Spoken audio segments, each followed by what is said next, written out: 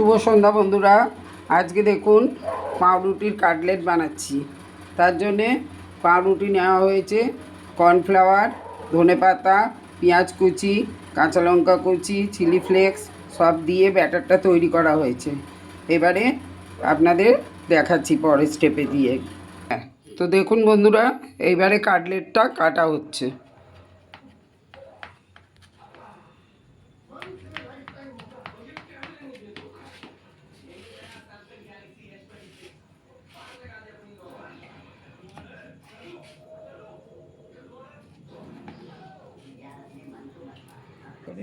দেখুন বন্ধুরা, এই ত্রিভুজ আকারের কাটলেটগুলো কেটে নিয়েছি। এবার ভাজবার সময় আপনাদের দেখাচ্ছি। দেখুন বন্ধুরা, এইভাবে পাউরুটির কাটলেট তৈরি হচ্ছে। ভাজা হয়ে যাক, তারপরে ফিরে আসছি।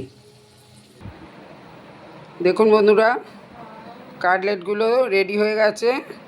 কিরম হয়েছে একটু সবাই জানাবেন।